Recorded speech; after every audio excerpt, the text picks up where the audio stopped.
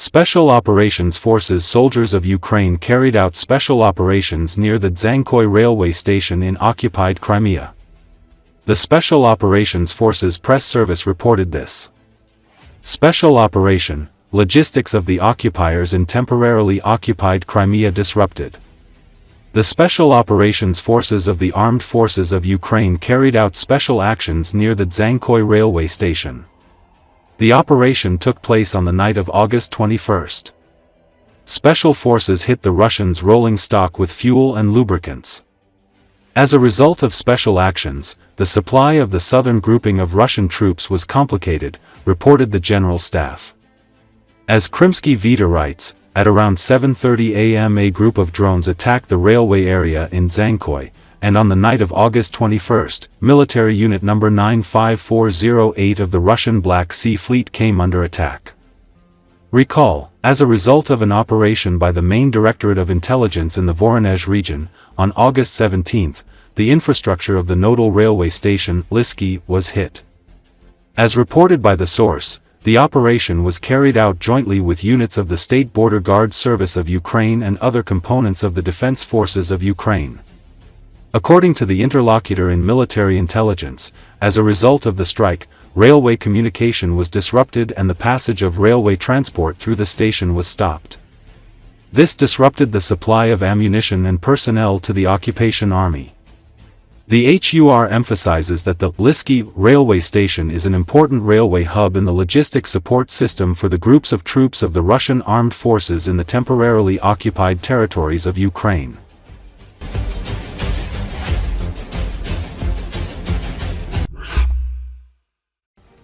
Recently, it became known that the soldiers of the 1st Self-Propelled Artillery Division of the National Guard of Ukraine stopped the assault of Russian troops in the Kupiansk direction. The enemy sent a tank and 4 MTLBs to break through with the aim of landing troops, but the equipment with personnel never reached the final point.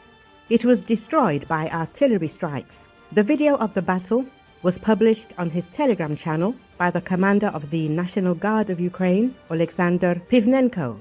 In the Kharkiv region, the NGU military achieved another success. The intelligence managed to discover a small town set up by the occupiers. A network of shelters, dugouts, transport, even buildings and residential houses damaged by shelling were used to store supplies. The Russian invaders also set up a fuel and lubricants warehouse in a building resembling a hangar. The video published on the NGU Telegram channel shows how the 13th Operational Brigade Charter methodically demolishes the occupiers' town from the landscape of Ukrainian land using FPV drone strikes and bomber drops. Recall, mourning declared in Kharkiv following the death of 7 people and injury of 30 civilians as a result of a Russian armed forces strike using UAVs. Ukrainian President Volodymyr Zelenski excoriated Russia for its latest demonstrative and cynical drone strikes on multiple Ukrainian cities, announcing on Telegram that 10 people had been confirmed dead in the cities of Kharkiv and Zaporizhia. 7 people were killed and at least another 20 were injured in Ukraine's second city Kharkiv overnight, following a Russian drone strike on a 5-story residential building.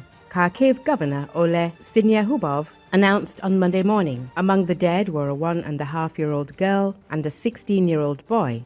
Syniehubov said, adding that a further 6 children had been injured and that 3 more people were still unaccounted for. 4 Geran 2 drones struck the building, causing apartments on the 1st, 3rd and 5th floors to catch fire. Several ceilings in the building also collapsed, and 5 other nearby residential buildings were also damaged. Syniehubov added, 2 Russian ballistic missiles struck targets in the southeastern Ukrainian city of Zaporizhia, killing 3 people and injuring another 20, according to Regional Governor Ivan Fedorov.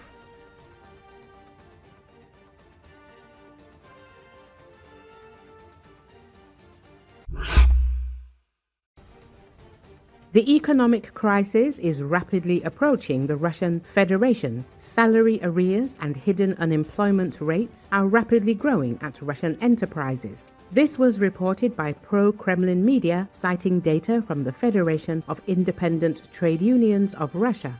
According to the organization, in July, the debt on payments increased by a quarter and reached 1.7 billion rubles. At the same time, the number of employees at risk of losing their jobs has increased by 1.5 times. In addition, the number of jobs transferred to idle mode has increased by a third.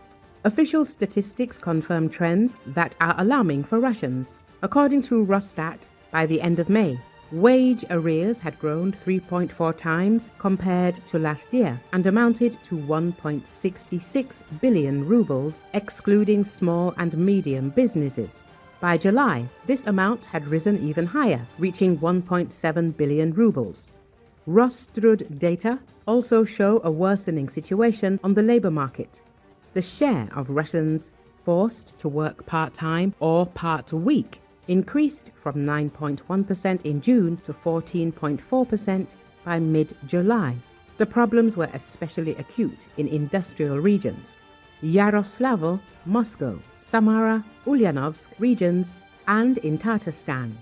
The number of employees on layoff rose from 8.6% in June to 11.1% in July. At the same time, the level of planned layoffs also increased. If in May 16.7% of employees were threatened with layoffs, then in June the figure reached 20.4%.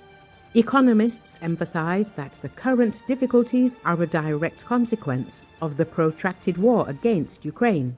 Russia is bogged down in an aggressive campaign, absorbing resources and directing colossal funds to military needs, while industry and the social sphere are in crisis.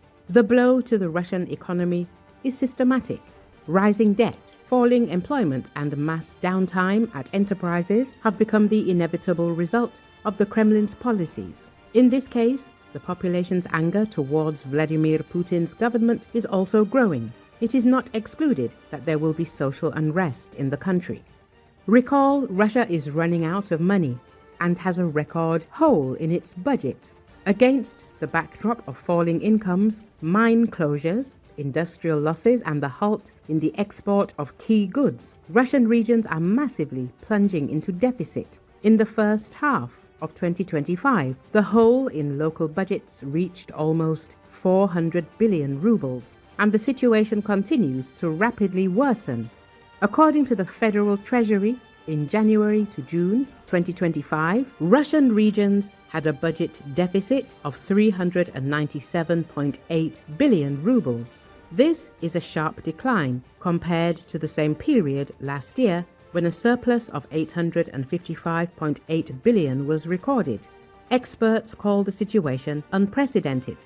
Such a deficit in regional budgets has never been recorded before.